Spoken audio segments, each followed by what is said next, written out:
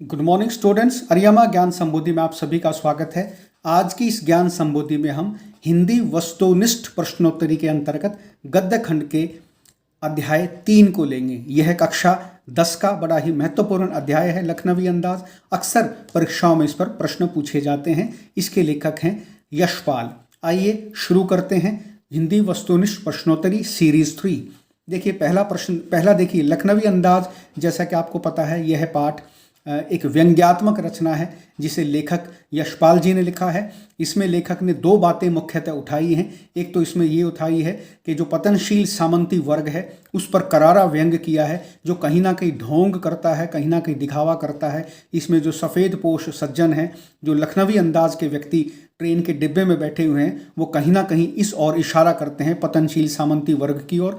और दूसरा इन्होंने इसमें ये संदेश देने का प्रयास किया है कि कहानी के लिए कोई ना कोई जो है घटना का होना जरूरी है, किसी ना किसी पात्र का होना जरूरी है। तो इसी उद्देश्य से जो है लेखक यशपाल ट्रेन के अंदर, रेल के डिब्बे के अंदर यात्रा कर रहे थे द्वितीय श्रेणी में। वो चाहते थे कि आराम से बैठ करके किसी कहानी के बारे में सोच सकूं, लेकिन जैसे ही वो डिब्बे में बैठते हैं तो वहाँ पहले से ही एक सफ़ेद पोश जो है नवाबी नस्ल के व्यक्ति बैठे हैं। उनके देखते ही, उनके हाव भाव को जान करके, हाव भावों को समझ करके लेखक को तुरंत अपनी नई कहानी का एक तरह से बिंदु मिल जाता है। उनको लगता है कि इस विषय पर कहानी लिखी जा सकती है और वो लखनवी अंदाज कहानी लिखते हैं। तो यह एक व्यंग्यात्मक कहानी है। तो आइए इस कहानी के वस्तुनिष्ठ प्रश्नोत्तर को शुरू करते हैं। परीक्षा की दृष्टि से यह अति महत्वपूर्ण अध्याय है। चलिए पहला प्रश्न शुरू करते हैं। गाड़ी के डिब्बे में नवाबी नस्ल का व्यक्ति बैठा था। जैसा कि मैंने आपको अभी बताया, जब लेखक रेलगाड़ी के द्वितीय श्रेणी के डब्बे में चढ़ा तो वहाँ पहले से ही एक नवाबी नस्ल के व्यक्ति बैठे थे, चौकड़ी मार करके, पालथी मार करके। अगला देखिए, नवाब साहब ने रईसों का अंदाज दिखाने के लिए खीरे की फांकों को गाड़ी के डिब्बे की खिड़की से बाहर फेंक दिया। नवाब साहब जो सफ़ेद पोश सज्जन पहले से ही रेलगाड़ी के डिब्बे में बैठे थे, जब उन्होंने लेखक को देखा तो उनको लेखक का अपने पास बैठना अच्छा नहीं लगा। जैसा कि मैंने आपको शुरू में बताया भी था, यह कहीं ना कहीं पतनशील सामंती वर्ग की ओर इशारा करती है लखनवी अंदाज कहानी। तो उस नवाब साहब ने अपना रईसी अंदाज दिखाने के लिए जिन खीरे की फांकों को उसने छील करके अपने सामने रखा हुआ था, लेखक की तरफ एक बार देख करके और उन दोनों खीरे की फांकों को रेलगाड़ी की खिड़की से बाहर फेंक दिया, केवल अपनी झूठी शान दिखाने के लिए कि हम नवाब जो है कभी भी कुछ भी कर सकते हैं। तीसरा प्रश्न देखिए, नवाब साहब ने खीरे का स्वाद सूंघ कर प्राप्त किया। जैसा कि आपने कहानी में पढ़ा था, नवाब साहब ने खीरे को सूंघ करके उसके स्वाद को चखा था, तभी उन्होंने जो है एक प्रकार से सूंघ करके उसका स्वाद प्राप्त किया था। तभी उन्होंने उन खीरे की फांकों को छील करके जो है अपने साफ से कपड़े पर रखा था और उसको जैसे ही खाने के लिए तैयार हुए उसी समय जो है लेखक उनके उस डब्बे में पहुंच जाता है, जिस कारण अपनी झूठी शान के लिए उन्होंने उन खीरे की फांकों को, जिनको वो खाने के लिए उन्होंने रखी थी, उनको खिड़की से बाहर फेंक देते हैं। अगला देखिए, नवाब साहब ने सतृष्ण आँखों से नमक मिर्च के संयोग से चमकती खीरे की फांकों को देखा। देखिए, नवाब साहब जो है द्वितीय श्रेणी में यात्रा कर रहे थे रेल के अंदर, गाड़ी के अंदर, और उन्होंने सतृष्ण आँखों का मतलब होता है ललचाई आँखों से अपने साथ वो जो खीरा लेकर के आए थे, जब उन्होंने उसको सूंघ करके देखा कि यह तो काफ़ी ताज़ा खीरा है, तो उनकी इच्छा हुई क्यों ना इसको यहीं छील करके खा लिया जाए। तो जैसे उन्होंने उसको खीरे को छीला तो काफ़ी ताज़ा था, देखने में काफ़ी अच्छा लग रहा था। तो उन्होंने ललचाई आँखों से, सतृष्ण आँखों से नमक मिर्च के संयोग से चमकती खीरे की फांकों को देखा। वे उन खीरे की फांकों पर नमक मिर्च डाल चुके थे और उनका जी ललचा रहा था। इतने में ही लेखक उस गाड़ी के डब्बे में पहुंच जाता है और उनको देख करके उनकी वो सतृष्ण आँखें कहीं ना कहीं सकुचा जाती हैं और झूठी शान के चक्कर में जिस खीरे की फांकों को खाना चाहते थे उसे खिड़की से बाहर फेंक करके अपनी झूठी नवाबी शान लेखक के सामने प्रदर्शित करना चाहते हैं। पांचवा प्रश्न देखिए, नवाब साहब से जुड़ा खीरे का प्रसंग लखनऊ रेलवे स्टेशन का है। जैसा कि आपने कहानी में पढ़ी होगी, उस कहानी में आपको पता है लखनवी अंदाज पाठ का जो भी सारी कहानी है, जो भी इसका केंद्रीय स्थान है वो लखनऊ है। लखनऊ में ही इस पाठ की जो है कहानी उस समय जो है लेखक ने इस घटना को देखा था और लखनऊ रेलवे स्टेशन से ही उस गाड़ी के डिब्बे में बैठा था। तो ये जितना भी सारा प्रसंग है लखनवी अंदाज का, ये लखनऊ रेलवे स्टेशन के गाड़ी के एक डब्बे का है। अगला देखिए, एक स्वतंत्र रचना के रूप में लखनवी अंदाज पाठ का उद्देश्य पतनशील सामंती वर्ग पर कटाक्ष है। जैसा कि मैंने आपको बताया, पाठ के दो उद्देश्य हैं। एक उद्देश्य तो इसमें लेखक का ये बताना है कि कहानी लिखने के लिए कोई ना कोई पात्र चाहिए, कोई ना कोई घटना चाहिए, कोई ना कोई जो है तत्कालीन कारण चाहिए। और दूसरा इसका जो उद्देश्य है वह ये भी है कि पतनशील सामंती वर्ग की जो कटाक्ष है, पतनशील सामंती वर्ग की जो समस्याएं हैं, उनकी जो झूठी शान है, उनका जो झूठा प्रदर्शन है, उसको भी प्रदर्शित करना इस व्यंग्यात्मक कहानी का उद्देश्य है। अगला देखिए 7वां प्रश्न, नवाब साहब ने खीरे की विशेषता बालम खीरा बताई। बालम खीरा का मतलब होता है अत्यधिक प्रिय, अत्यधिक प्रिय उसकी विशेषता बताई है इस कहानी के हिसाब से, क्योंकि तभी वो खीरे को जो है लजीज समझ के उसको खाने के लिए तैयार हो गए थे और उसको छील करके बैठे थे। इतने में ही लेखक के आने के कारण उनकी वो सतृष्ण आंखें कहीं ना कहीं सकुचा गई और उनका वो सारा मजा किरकिरा हो गया। अगला देखिए, नवाब साहब रेलगाड़ी में द्वितीय श्रेणी में सफ़र कर रहे थे। देखिए, रेलगाड़ी में 3 प्रकार की श्रेणियाँ होती हैं, प्रथम श्रेणी, द्वितीय श्रेणी और आम श्रेणी।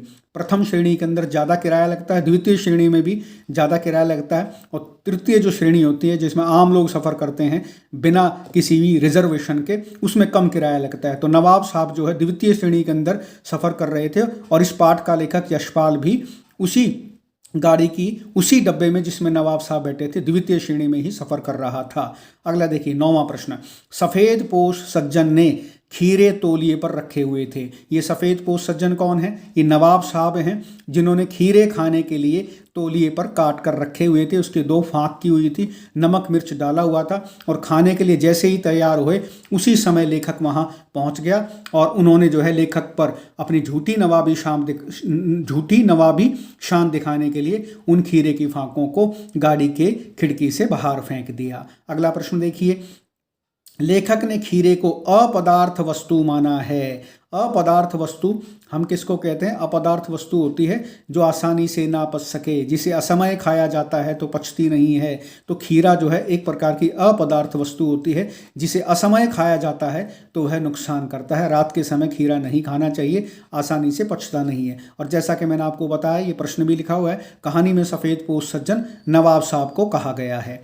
अगला देखिए 12वां प्रश्न, ट्रेन के सेकंड क्लास डिब्बे में एक बर्थ पर लखनऊ की नवाबी नस्ल के सफ़ेद पोश सज्जन पालती मारे बैठे थे। जब लेखक ने उस ट्रेन के डब्बे में सेकंड क्लास के अंदर प्रवेश किया जिसकी उसने टिकट ली थी, तो उसने वहाँ देखा कि जहाँ लेखक को बैठना था उसके ठीक सामने एक बर्थ पर, बर्थ हम कहते हैं पूरी बड़ी सीट होती है जो जिस पर बैठा भी जा सकता है और जिस पर लेटा भी जा सकता है। तो उन्होंने देखा कि ट्रेन के सेकंड क्लास डब्बे में एक बर्थ पर लखनऊ की नवाबी नस्ल के सफ़ेद पोश सज्जन पालती मारे बैठे हैं, चौकड़ी मारे बैठे हैं। नवाबी नस्ल का मतलब होता है एक खास तौर का अंदाज। तो नवाबी नस्ल के जो सफ़ेद पोश सज्जन बैठे थे वो किसी की ओर नहीं देख रहे थे, उन्होंने लेखक को भी कोई भाव नहीं दिया, लेखक की ओर भी उन्होंने जो है बहुत अच्छी दृष्टि से नहीं देखा। नहीं तो जैसे हम कहीं जाते हैं तो आदर सूचक शब्दों के साथ जो है शिष्टाचार के माध्यम से कह देते हैं कृपया आकर के बैठिए, इस तरह की कोई बात उन्होंने लेखक के साथ नहीं की और लेखक तुरंत समझ गया कि यहाँ से उसकी एक नई कहानी शुरू हो सकती है। इसलिए उन्होंने बार बार शब्द इस्तेमाल किया, सफ़ेद पोश सज्जन, लखनवी नवाब, नवाबी नस्ल, इस तरह के शब्द इस्तेमाल किए गए हैं। 13वां प्रश्न देखिए, पनियाती का अर्थ है, पनियाती का अर्थ होता है रसीली। कोई भी चीज़ जो रसीली होती है, खाने में अच्छी होती है, देखने में अच्छी होती है, उसके लिए पनियाती शब्द इस्तेमाल होता है। और यहाँ पनियाती शब्द जो है खीरे की फाँकों के लिए इस्तेमाल किया गया है कहानी में। अगला देखिए, खीरा लजीज होता है, लजीज मैंने खाने में स्वादिष्ट, लेकिन होता है शकील। यहाँ शकील का अर्थ क्या है? शकील का अर्थ होता है आसानी से ना पचने वाला। यह प्रश्न जो है कई बार परीक्षाओं के अंदर पूछा गया है, बोर्ड की परीक्षाओं में, और जो आपकी मासिक परीक्षाएं होती हैं उसमें भी यह प्रश्न कई बार पूछा गया है, इसलिए इस प्रश्न को विशेष रूप से याद रखिएगा, दोबारा से परीक्षा में फिर आ सकता है। खीरा लजीज होता है लेकिन होता है शकील। शकील का अर्थ होता है आसानी से ना पचने वाला। जैसा कि मैंने आपको अभी ऊपर प्रश्न में भी बताया था कि खीरा जो है एक प्रकार की अपदार्थ वस्तु है, शकील होता है, जिसे अगर असमय खाया जाता है तो यह हजम नहीं होता। रात के समय खीरा नहीं खाना चाहिए क्योंकि रात के समय देर से पचता है, कहानी में भी ऐसा बताया गया है। अगला देखिए, कहानी में सफेद पोष का अर्थ है, सफेद पोष का अर्थ है कहानी में भद्र पुरुष। भद्र पुरुष हम कहते हैं सज्जन व्यक्ति को, भद्र पुरुष हम कहते हैं विवेकशील व्यक्ति को, शिष्ट व्यक्ति को, उसके लिए शब्द इस्तेमाल होता है। तो कहानी में सफेद पोष शब्द जो है नवाब साहब के लिए इस्तेमाल हुआ है। अगला देखिए, कहानी में मुफस्सिल शब्द का अर्थ है, कहानी में मुफस्सिल शब्द आया है, इसका अर्थ है केंद्रस्थ, केंद्रस्थ नगर के इर्द गिर्द के स्थान। देखिए कहानी में जो मुफस्सिल शब्द आया है, मुफस्सिल शब्द आया है लखनऊ रेलवे स्टेशन के लिए, लखनऊ के लिए, लेकिन लखनऊ के आसपास के जो स्थान है, नगर है, आसपास कोई गांव आता है, उसके लिए शब्द इस्तेमाल किया गया है मुफस्सिल। तो केंद्रस्थ नगर के इर्द गिर्द के स्थान, तो केंद्रस्थ नगर इस कहानी में कौन सा है? लखनऊ। और लखनऊ के आसपास जो भी छोटे मोटे शहर हैं, कस्बे हैं, जिनकी टिकट लेकर के उस ट्रेन में यात्री बैठे हैं, वो सभी के सभी जो है कहीं ना कहीं मुफस्सिल एक तरह से केंद्रस्थ नगर के आसपास के लोग हैं। अगला देखिए, लेखक ने भीड़ से बचने के लिए वह एकांत में नई कहानी के विषय में सोच सकने के लिए सेकंड क्लास का टिकट लिया था। जैसा कि मैं आपको पता है, इस कहानी में नवाब साहब ने भी द्वितीय श्रेणी का टिकट लिया था और लेखक ने भी द्वितीय श्रेणी का टिकट लिया था। इसके पीछे कारण ये था कि द्वितीय श्रेणी के अंदर जो है भीड़ नहीं होती है। प्रथम श्रेणी की टिकट काफ़ी महंगी आती है और द्वितीय श्रेणी की भी महंगी आती है, तो प्रथम श्रेणी और द्वितीय श्रेणी में भीड़ ज़्यादा नहीं होती है, इसलिए लेखक ने भी और नवाब साहब ने भी जो है द्वितीय श्रेणी का टिकट लिया था। लेखक ने इसलिए लिया था ताकि वह भीड़ से बचकर एकांत में नई कहानी के विषय में सोच सके। अगला देखिए, 18वां प्रश्न देखिए, खाली समय में कल्पना करते रहना लेखक की पुरानी आदत है। जैसा कि आपको पता है, कहानीकार होते हैं, कवि होते हैं, वो एकांत में ही कल्पनाएं करते हैं, एकांत में ही अपनी कविताएं रचते हैं, एकांत में ही अपनी कहानियां रचते हैं। तो खाली समय में कल्पना करते रहना लेखक की पुरानी आदत है इस कहानी के हिसाब से। 19वां प्रश्न देखिए, लेखक के अनुसार नवाब साहब ने थोड़े पैसे अधिक खर्च करके अकेले सफ़र का लुफ्त लेने के लिए द्वितीय श्रेणी का टिकट खरीदा होगा। लेखक ने अपने आप अंदाज़ा लगाया है कि नवाब साहब ने जो है ये टिकट क्यों खरीदा होगा, द्वितीय श्रेणी में क्यों आया है। कहीं ना कहीं उसके मन में जो है अकेले सफ़र का लुफ्त लेने की इच्छा थी और वह चाहता था खिड़की से बाहर के नज़ारे देख सके, क्योंकि तृतीय श्रेणी में तो नवाब साहब जा नहीं सकते थे क्योंकि वो पुराने ज़माने के नवाब थे, उनकी कहीं ना कहीं जो है शान में फ़र्क आता था। और प्रथम श्रेणी का टिकट ले नहीं सकते थे क्योंकि वह बहुत ज़्यादा महंगा था, इसलिए उन्होंने लेखक की तरह द्वितीय श्रेणी का टिकट लिया था। 20वां प्रश्न देखिए, अंतिम प्रश्न, नवाब साहब वास्तव में रईस नहीं थे, वे रईस होने का केवल ढोंग कर रहे थे। रईस मैंने अमीर होने का केवल ढोंग कर रहे थे। लेखक नवाब साहब को कनखियों से देख रहा था। कनखियां होता है नज़र बचा करके देखना, बिना दूसरे को पता लगे चुपचाप देखना, उसको होता है कनखियों से देखना, चुपचाप देखना, नज़रें बचा करके देखना।